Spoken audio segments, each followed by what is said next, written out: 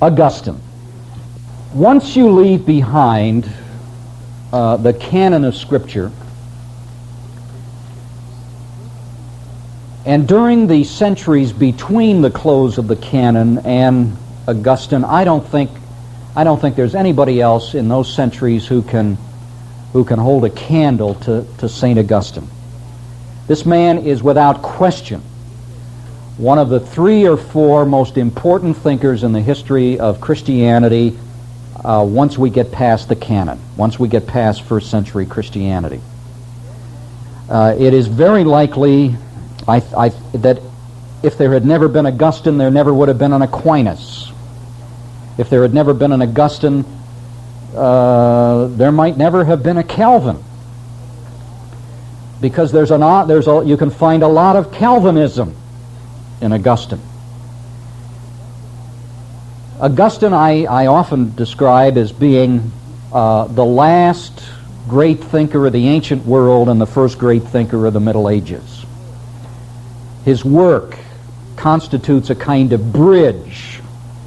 Get this. His work constitutes a bridge between the ancient world and the medieval world.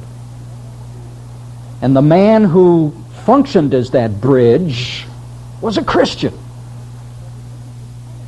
But he didn't become a Christian until he was 32 years of age. He did everything anybody could do to keep from becoming a Christian. His mother was a saintly lady named Monica, who was a believer and who did everything she could to get Augustine converted, and none of her efforts succeeded. But I'm getting ahead of myself. Augustine lived. Let's erase all of this material. Augustine lived from 354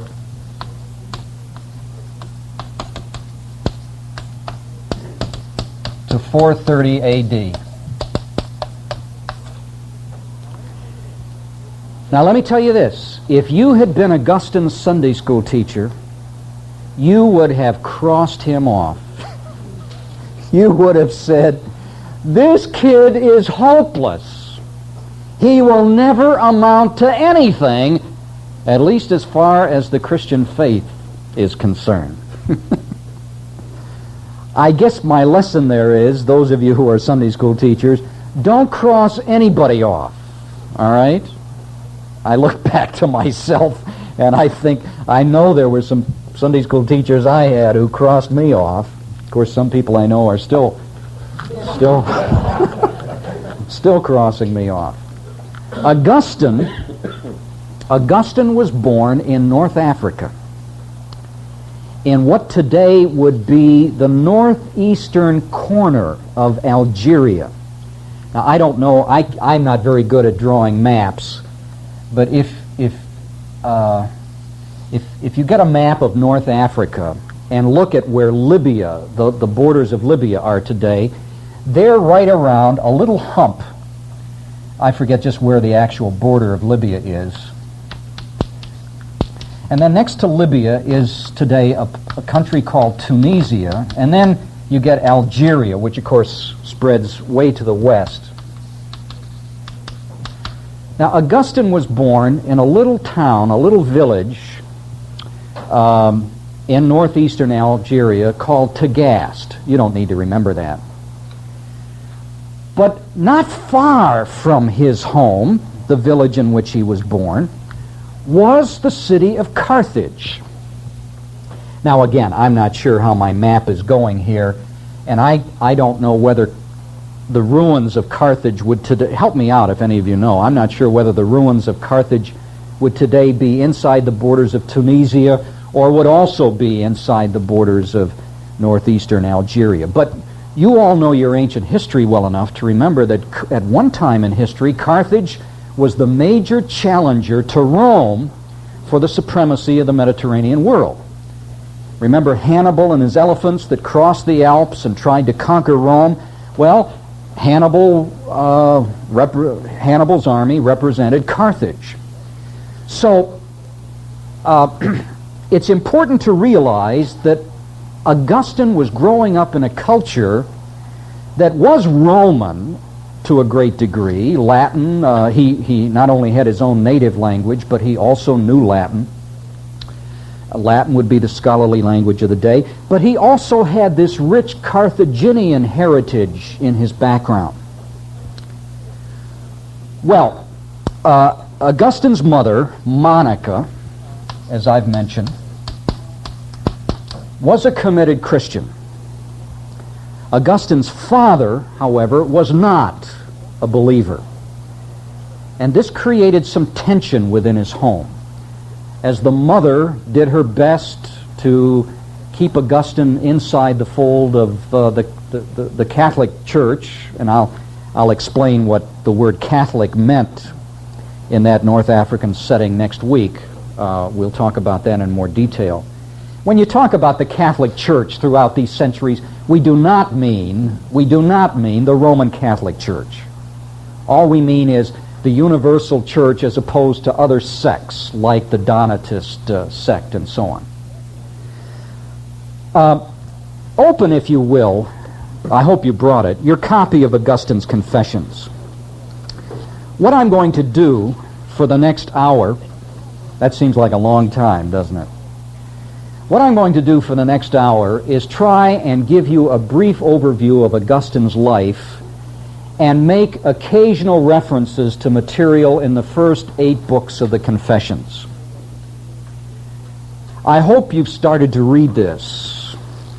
I hope you will enjoy it. I realize the print is small and the language is, it makes this sometimes rather difficult to read. Why did Augustine call his book the Confessions? Was it because he had so much to confess? He surely did. I mean, here's a man who took a mistress at the age of 17, who fathered an illegitimate son by the time he was 18, who did some other things that we'll notice later. Was it because he had so many sins to confess? Not really. In Augustine's mind, he called this book the Confessions because he had a different meaning of the word in view. The word confess can mean to acknowledge and make public your sins, but the word confess can also mean to speak praise of God. And that's the real meaning of his title. He calls this the Confessions because he wants to give glory to God for God's providential hand in his life. I want you to turn to page 11 if you're using the same edition as I am, because I want to draw your attention to one of the most important sentences in all of Christian literature. Let me just start reading this first paragraph, because notice how much of Augustine's Confessions is a constant praise to God. Great art thou, O Lord, and greatly to be praised. Great is thy power and thy wisdom infinite. And thee would man praise, man, but a particle of thy creation, man that bears about him his mortality, the witness of his sin, the witness that thou resistest the proud. Yet would man praise thee, he but a particle of thy creation. Thou awakest us to delight in thy praise. And now underline this next sentence. For thou madest us for thyself, and our heart is restless until it repose in thee. I prefer a different translation. I hope you'll memorize it. In a different translation, what Augustine says there goes like this. O God, thou hast made us for thyself, and our hearts are restless till they rest in thee. That is really the message of the Confessions. God has created us for fellowship with him. And consequently, nothing else, no matter how hard we try, will really satisfy us. Nothing else. Listen, some of you have been looking for your sermon topic for your research paper. If you're really If you're really stuck, start paying attention to this material from Augustine. There's plenty of sermon material in here. God has made us for himself, and our hearts will be restless until we rest in him. What you're going to find from Augustine's life is this. He tried to find that peace in everything else. He tried to find it in sex. He tried to find it in success. I feel a little bit like Jimmy Swaggart right now. You know, I'm preaching away here. Forgive me. He tried to find it in philosophy, of all things. Can you imagine trying to... Was that you? Can you imagine a man trying to find peace in philosophy? No. Don't get too excited. And it wasn't until Augustine, who had fought his mother and resisted God for the first 32 years of his life, it wasn't until he surrendered to God in one of the greatest conversions in the history of the Christian faith, greatest in the sense that it's laid out for us in his writing, that this man found that what he was really looking for all that time was God. Our hearts are restless till they rest in thee. So what you're going to find for the first 8 books of the Confessions is a restless soul looking for something, but he doesn't know what. All right? Now look at the time chart on the handout I've given you. He is born in 354. In 371, he makes his first trip to the big city. Ooh. Let's turn to Book 2. We're going to have to skip over a lot of things here, but let's turn to Book 2 of the Confessions. Is this the one I want? No, actually it's, well, I've started this. Let's go all the way to Book 3. Then we'll go back to Book 2. Here is this youngster, this teenager, this 17-year-old person who makes his first trip to the big city. Imagine some kid from the hills of Kentucky making his first trip to Louisville for the State Baptist Convention. And all of these temptations are there. Mama's back home in Tagaste. Let's kick over the traces. Augustine goes wild. And so let me read from Book 3. Book 3, this is page 36. To Carthage I came, where there sang all around me in my ears a cauldron of unholy loves. I loved not yet I loved to love, and out of a deep-seated want I hated myself for wanting not. I sought what I might love, in love with loving, and safety I hated, and a way without snares. Now there's some great phrases in here. Augustine says, I was in love with love. I wanted to be loved. I wanted something or someone that I could love, and yet I sought it in all the wrong places. Little country song there. Well, he goes on to tell you in Book 3 about some of the things he did in Carthage. He went to stage plays. You know, these would be good old Roman or Greek plays. And he says, can you imagine? Here he is now, an old man reflecting back on his teenage years, his adolescence. He says, can you imagine me sitting in a theater and weeping over the problems of some mythical or fictional person when all the time I should have been weeping about myself? I should have been crying about my own lost condition. There's some great stuff in here. Well, I got a little bit ahead of myself. I want to turn back to Book 2. I'm not going to read it, but let me just refer you to this. Before Augustine goes to Carthage, when he's about the age of 16, he and some of his friends get into some mischief. This is all laid out in Book 2 of the Confessions.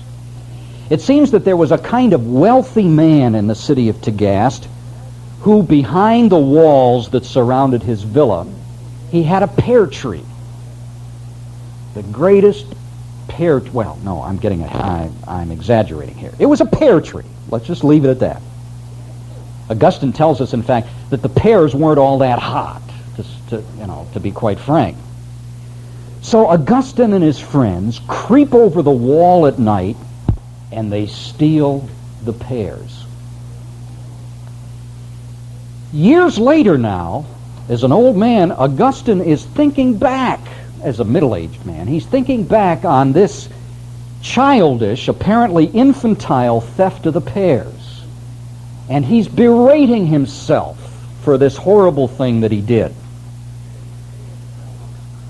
Let me tell you what some smart-aleck commentators say about Augustine. A philosopher named W.T. Jones, who happens to have written one of the worst history of philosophy books ever published, he says, we can clearly see in Augustine's mood here obvious signs of mental problems, emotional problems. What kind of person would possibly feel guilt years later over an innocent act of stealing a few pears? Right? Well, W.T. Jones is not a particularly astute observer of anything. Let me suggest to you that Augustine had good reason for feeling guilt over that act. Here's what Augustine tells us. He says, you know why I still feel unclean over that? The reason is we didn't really want the pears. We really didn't do that to steal those lousy pears. We ended up feeding them to the pigs. What was so awful about that act, Augustine said, was not because I wanted the pears. I wanted the thrill of stealing. That was what was wrong with me at the time. It's not that I stole the pears, it's that I wanted to steal. Augustine saw this act as functioning as a kind of symbol of the sins that would follow him for the rest of his life. Now, there's some tremendous symbolism in this passage. I hope you'll study it. Book 2 of Augustine's Confessions. Because as he pictures for us a tree in a garden with tempting fruit that entices him to sin, he's inviting us to think about another tree with its own fruit in another garden that led some other people into trouble. You see my point? There's some interesting symbolism there. In fact, what you will find in Book 2 of the Confessions is a brilliant analysis of the nature of sin. A brilliant analysis of the nature of sin. You will find Augustine defining sin in Book 2. Here's a sermon for you people having problems, all right? You wondered if we'd ever get to any.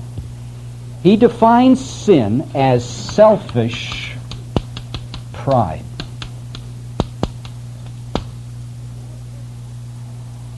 When a person sins, what that person is really doing is saying, you don't count.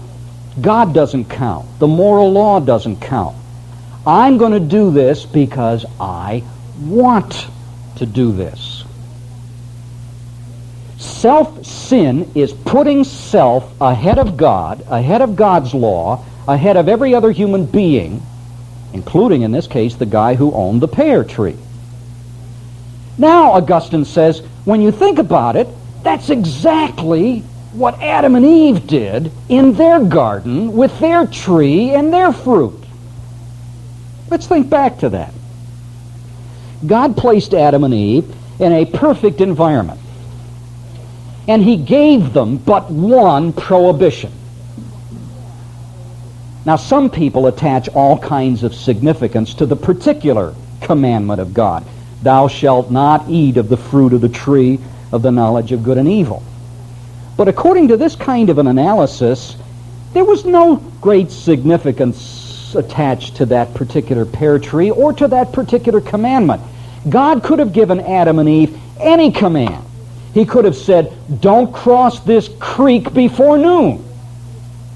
He could have said, don't dance on Saturday nights. He could have said anything, all right? But he said, don't eat of the fruit of this tree. Now, the purpose of the commandment was not that there was anything more wrong with eating that fruit than anything else God might have prescribed. The purpose of the commandment was to give Adam and Eve one reminder that they were creatures and he was the creator. That was the whole purpose of the command, to remind them that he was God and they were not. And so when they broke that command, what they in effect said to God was, you're not going to tell us what to do. We will make ourselves into gods. We will do whatever we choose to do. And so Augustine is saying, by implication, the sin of Adam and Eve was the same sin that I committed. It's the same sin that every human being commits. It's selfish pride. I'm writing a book right now. I hope it gets published someday. You never know on these things.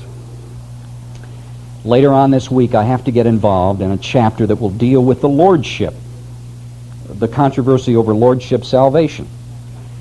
As you may know, if you've read John MacArthur's book or if you've read the dispensationalist stuff that's offered as a rebuttal, there are people in America who think that you can be a Christian and do anything you want, all right? Man, point me to that church, all right? It's in Dallas, Texas, incidentally. I got to be a little careful here. You know, you can be a Christian and do anything you want. All you have to do is say, well, I'm a little backslidden. I'm really backslidden. Well, John MacArthur says, no, sir. If you're a Christian, Christ is your Lord. And you're going to show his lordship in the way you live. Now, that doesn't mean you're going to live a perfect life, but you're certainly going to live a life that recognizes the fact that Christ is Lord over your life. Zane Hodges says, no, that's to preach a gospel of works. Just think it through in your mind and make a kind of mental assent and then, do whatever you want, I guess. I don't want to be unkind to Zane Hodges, but that does appear to be what he says. Well, I don't mean to pick on anybody here. I have enough enemies now. I don't need any more. But what I'm getting at is this. If Augustine's analysis of sin is correct, if it really is selfish pride, then the only way in which God can deal properly with sin is to become Lord. The reason we're sinners is because we're still making ourselves lords of our own lives. You see my point? And so I think John MacArthur is on target when he says that a proper understanding of the Christian faith will bring us to realize that we'd better get off the throne ourselves and put the person on that throne who ought to be there, and that's Christ. Stop being Lord of your own life and recognize that he must be Lord over all. Well, I don't want to start a fight here, but there are some linkages, there are some connections here. I invite you to study Book 2 of the Confessions. All right, let's go back to our time chart. We said Augustine made his first visit to Carthage in 371. He didn't show any great moral resolve in his trip to Carthage. He kicked over the traces. There are plenty of hints here that he engaged in any number of immoral acts. But finally, in the next year, 372, he takes a concubine. Now, this was common practice in the Roman world in those days, and the word concubine is really just a polite term for mistress. He began to shack up with a lady that he took a fancy to. Now, in Augustine, in some defense I don't want to defend Augustine. This was a commonly accepted policy in those days, that you would live with a woman, not your wife, who perhaps was beneath your public station in life, until such a time as you entered into an arrangement to marry a suitable partner, someone who belonged to the kind of social level that you wanted to associate with in life. So Augustine and his unnamed friend lived together for a number of years, and immediately they have a child. Augustine becomes the father of an illegitimate son named Deodatus.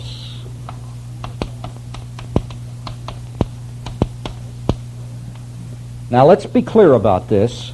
This young man was loved dearly by his father. This young son meant the world to Augustine.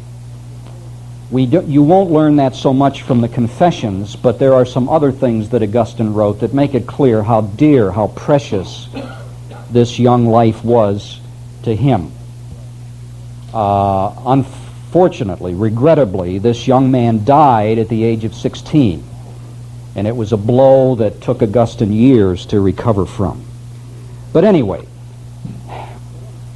he is now under constant bombardment from his nagging mother, Monica. Monica goes to the priest, the local priest in Tagaste, and she pours out her heart to this priest. Day after day, what am I going to do with my son? Do you know what he's doing? He's living with this woman. Do you know he's had an illegitimate son? Do you know he doesn't go to church? He hasn't been baptized. Frankly, she drove the priest nuts. Finally, the priest, exasperated by Monica's repeated exhortations, the priest sat her down and said, "My dear Monica, I don't know what's going to happen to Augustine, but I do believe this. I do believe that it is impossible in the providence of God for any son who is the target of such tears to die unsaved." All right? So, Monica, leave me alone. Will you please? The way you're praying for Augustine, he's going to get converted one of these days. Well, I got to watch my time here. Augustine now falls into the hands of a very sneaky group of people called the Manichaeans. Let's write their name on the board. The Manichaeans. There are several different ways of spelling this. I hope when you get a chance to spell it on the final exam, it resembles this word, Manichaeanism. This is a strange system that came out of Persia. It has affinities to Platonism. It has affinities to Gnosticism, to Zoroastrianism. Let me just identify two or three of the major beliefs of the Manichaean system. First of all, they ridiculed faith.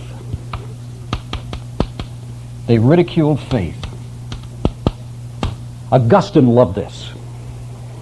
They taught their followers that only children and little old ladies, perhaps in Sunday school, ever exercised faith. When you reach the level of an educated and enlightened elector in the Manichaean religion, you don't have to exercise faith over anything. Faith is beneath us. Years later, after Augustine abandons Manichaeanism, he will write the most stirring defenses of faith that are to be found in all of Christian literature outside of Scripture. So even though we today can grieve over his attachment to this strange philosophy and philosophical and religious system, it seems to have been part of God's plan that his own wrestling with these issues would help him clarify, not only for himself but for all subsequent generations of Christians, what the proper relationship between faith and reason should be. But that still lies in the future. Secondly, the Manichaeans believed in the existence of two gods, a good God and an evil God. Now this is where the Zoroastrianism, the ancient Persian influence enters in. And these two gods are figured under the images of light and darkness. Not only that, but the good God, the God of light, is pure spirit. And the evil God, the God of darkness, is associated with body or matter.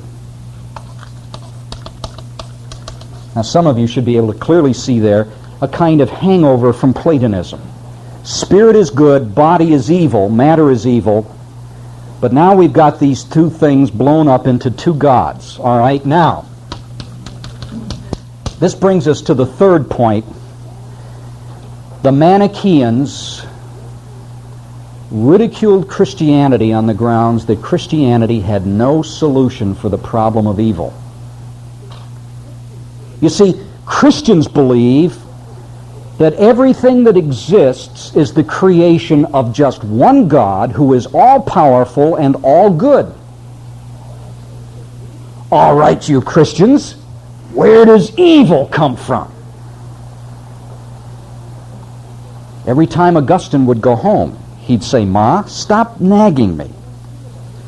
I don't want to hear about your Christianity. I love you, Mother, but I can't believe in your Christian God. Because you see, Mother, your Christian faith cannot explain evil, but my Manichaean religion," he couldn't say faith because he denigrated faith, all right? I almost made a slip there.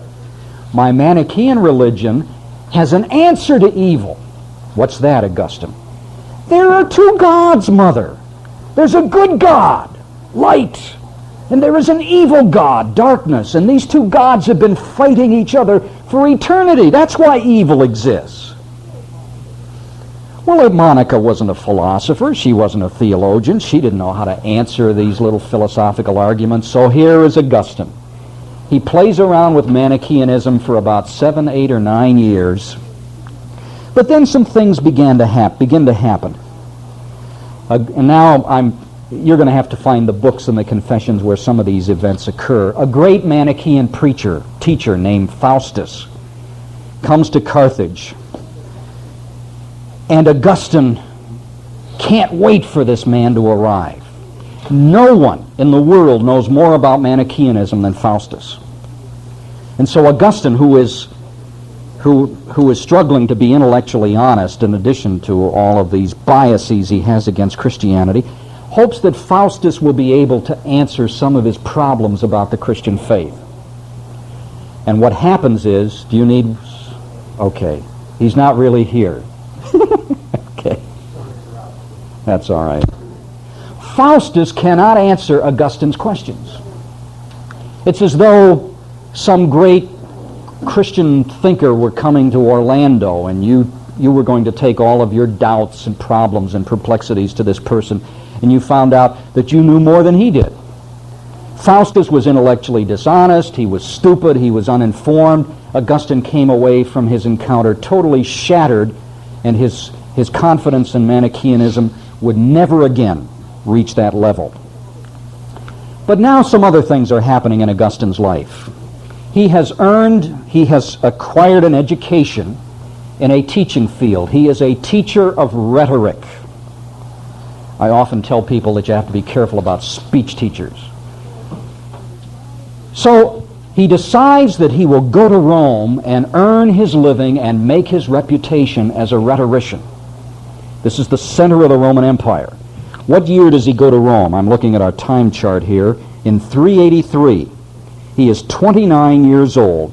He takes his mistress, his son, and he crosses the Mediterranean from Carthage to Rome. But there's a problem in Rome. He sets up his business. He gets his students, but those creeps don't pay their bills, and he's starving. So he says, I can't make a living in Rome. These cheapskates don't pay their bills. So there's a position available further north in the city of Milan. And so Augustine moves his family to Milan, where he assumes a public post where at least there'll be a steady income. But something very interesting is now happening.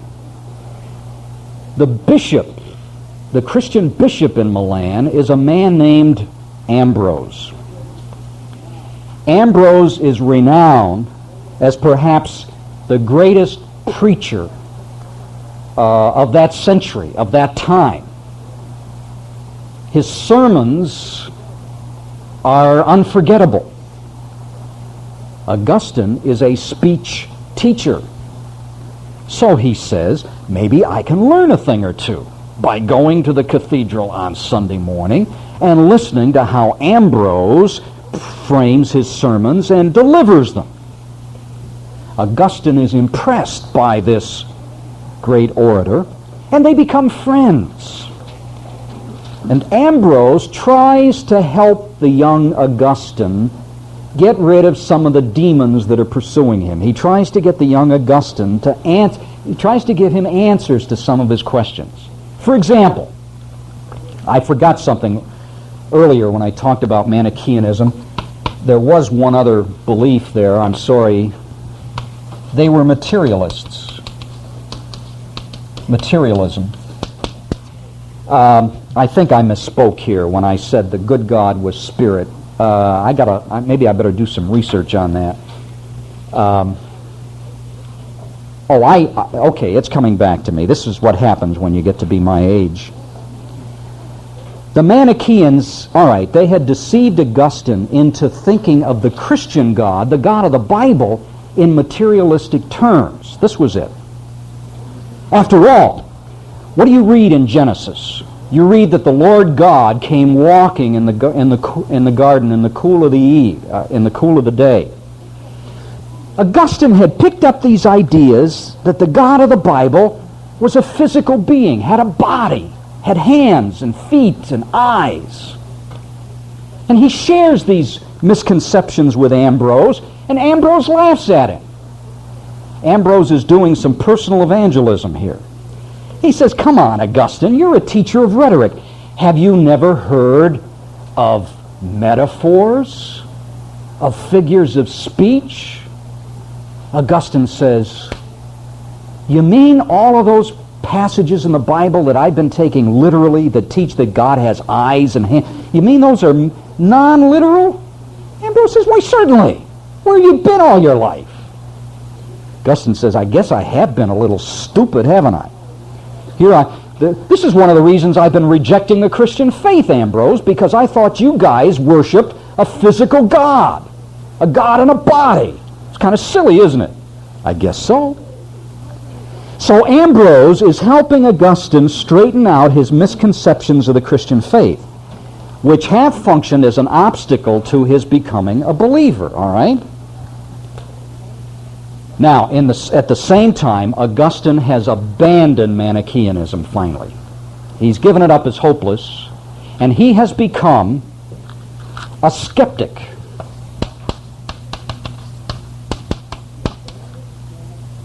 He abandons Manichaeanism for skepticism. Now, we haven't talked about this because, of course, we can't say everything, but skepticism has actually been a fairly important philosophical movement during the Hellenistic age. In fact, skepticism had taken up residence in Plato's academy, which is why many of the skeptics were known as academics. They were teaching in Plato's academy. Let me jump ahead a few years. The first book that Augustine writes and completes after his conversion is a book called Against the Academics. It is a refutation of skepticism. It's a pretty good refutation of skepticism, I must say, even though probably 2/3 of it aren't all that important. Now, what this means is that Augustine has reached the point in his life where he, for a few months, says, you can't know anything. I don't believe this, I don't believe that, I don't believe anybody can know anything about anything. He's a skeptic. Well, he soon gets straightened out on that issue. Realize he's still up in Milan now. But then one day he discovers the writings of certain Platonists. Find that passage in the Confessions. Now what he means, it's not totally clear. He either finds the writings of Plotinus or he finds the writings of some of Plotinus's disciples. And all of a sudden, the walls that have stood between him and Christianity start tumbling down. Here's why. Neoplatonism helps Augustine understand, finally, the problem of evil. I've told you that one of his theological, philosophical obstacles to his becoming a Christian was his misunderstanding of the Bible, his insistence on interpreting the God of the Bible as a physical being. Another intellectual objection hurdle between him and Christianity was the problem of evil. Now notice how a non-Christian, a pagan philosopher, solves this problem for Augustine. Remember Plotinus' system, where you have the one, and then you have these layers of being. All right? Now what Plotinus helped Augustine see is how evil can exist in a universe that is brought into being from one good, perfect being. The reason, I'm not suggesting that the reasoning here is all that good, but it was all that Augustine needed at that moment. What Plotinus taught Augustine was that evil is the privation of goodness. Let's write that on the board. Evil is the absence of goodness. Now let me explain this. This is important. While he was a Manichaean, Augustine believed that evil was a force, a substance, something that existed in its own right, because, of course, he believed in an evil God. What Plotinus taught him was that you should think of evil in the same way that you think of darkness. Darkness is not a force or power that exists in its own right. Darkness is the absence of light. And so the way you get darkness is to remove the light. But when you have darkness, you haven't brought something concrete into existence. You simply have the absence of light. Right? I'll walk over here, and I will turn out the light. Now, by the act of turning out the lights, I have not created something that exists as a substance. I've only brought, what we have here is the absence of light. You don't walk into a room and say, turn on the darkness. If you do, stay out of my room, all right? But you can walk into a room and say, turn on the light. Light is the positive reality. Darkness is the absence of light. Okay, goodness is the positive reality. Evil is the absence of goodness. And Augustine said, that's great. That solves my problem. I don't need an evil God anymore. I can now understand how evil exists in a world created by one all-powerful good God. Now, I may suggest in another course, on some other occasions, that maybe Augustine should have continued to dig a little further. I think his solution is a little too simple here. But get the picture. Here is now this man, over 30 years of age. He has had really everything that anybody in his position could have wanted. He's had some fame and a little bit of success and a little bit of money and a little bit of pleasure. But he's not quite through playing around yet. His mother finally convinces him that he should get married. She has found for Augustine a suitable wife. A young girl from a wealthy family, a famous family, and so the marriage is arranged, and this means that Augustine's companion of 10 years must be put on a ship and sent back to North Africa. Now, look, there's plenty of evidence that Augustine really loved this girl, whom he never names. We never know her name. But imagine, this girl is put on a ship without her son. Augustine keeps his son with him, and the young boy and the father wave goodbye as this poor lady, now without a man or her son, is sent back to who knows what kind of life.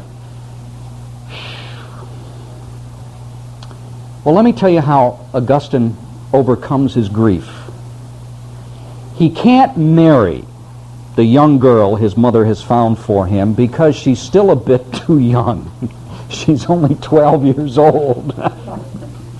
And he can't marry her until she's 13 years old. They must have borrowed this practice in Kentucky or something. I don't know.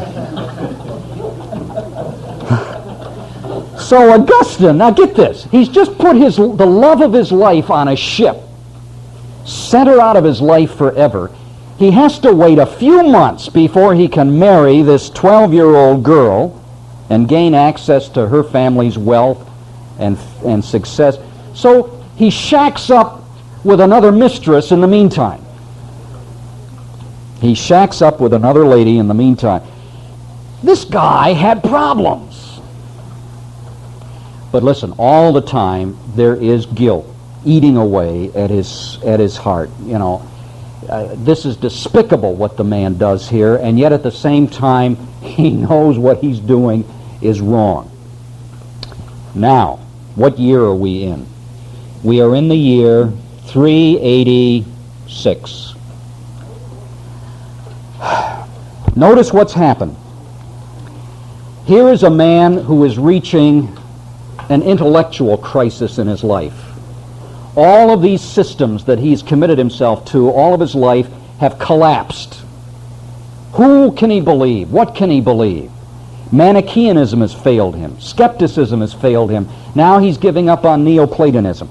Not only has he reached an intellectual crisis, he has reached a moral crisis. Every time he looks at his young son, he thinks of that son's mother, the woman he loved, the woman that he treated so shabbily. He thinks of his own moral weakness, and it's killing him. And he finally reaches a spiritual crisis as well.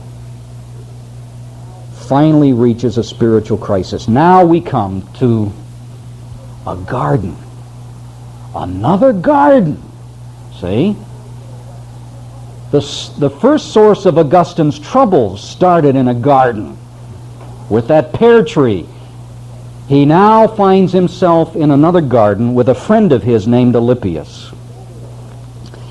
Rather than find the passage in here, I refer to what I'm talking about here on the bottom of the second page of the handout. I will start reading from it in a moment. Augustine and his friend are commiserating. They're talking to each other in the garden about their spiritual search. The friend, again, is a man named Alypius. And Augustine, in effect, says to Alypius, you know, I'm beginning to wonder if it isn't time for me to become a Christian. And at that moment, and I'm laughing because of what a student suggested to me the last time I told this, at that moment, they hear a voice from the other side of the wall shouting the words to lege, which mean take up and read. And Augustine says, well, let's read here. Let's read from the bottom of page 2. After hearing a voice say, take up and read, Augustine recounts that he picked up the volume of the apostle. He picks up a book by Paul, Romans, as a matter of fact. He says, and now I'm quoting from the Confessions, Book 8, I seized it and opened it, and in silence I read the first passage on which my eyes fell, and look at the verse that he read. Now notice what's going on. Suppose this is a Bible I'm holding here. This is not the Reformed method of biblical interpretation, all right? He opens the book to the first passage, puts his finger down, and this is the verse he reads. No orgies or drunkenness. Oh my goodness. No immorality or indecency. Oh dear. No fighting or jealousy. Take up the weapons of the Lord Jesus Christ and stop giving attention to your sinful nature to satisfy its desires. Augustine closes the book with his finger in it, and he says to Alypius, that's it. God's telling me to get my act cleaned up. He says, I believe, Alypius. That's it. Alypius says, boy, if that book can do that much good for you, read the next verse. See if it applies to me. So Augustine does, and the next verse happens to be, him that is weak in the faith, receive ye. And Alypius says, boy, that's me. If there was ever anybody who's weak in the faith, that's me. So the two of them get converted. They then call Monica in. And Augustine says, Ma, I just got saved. He used different language, all right? He used different language. Monica rejoices. Now, let me tell you what one of my students said the last time I taught this. He said, you know, I think that was Monica out on the street yelling those words. Because Augustine says, I don't know where those words came from. There's no game like that. This kid said, maybe that was Monica out there. That's a pretty good idea. I don't know. Well, at this point, Catholics and Protestants disagree as to when we should date the conversion of Augustine. It's tragic that Catholics are tripped up by this aspect of their system. If you ever pick up a Roman Catholic authored account of Augustine, you'll find that they don't date his conversion until the day he was baptized. Listen, if this wasn't a conversion, then you and I are never going to see one. Here is a man who repents of his sin, who throws himself upon the mercy of God, who recognizes that there is no other alternative for him. This is a man who finally found what he was looking for. Here is a man who finally knew what it meant to say, Thou hast made us for thyself, and our hearts are restless till they rest in thee. Within a few months, Augustine and Monica head for the seaport of Rome, Ostia, where, and this too, I think this is book 9 of the Confessions, they share a marvelous mystical experience. This is really remarkable in the sense that I'm not aware of any other time in literature where two people share the same mystical experience.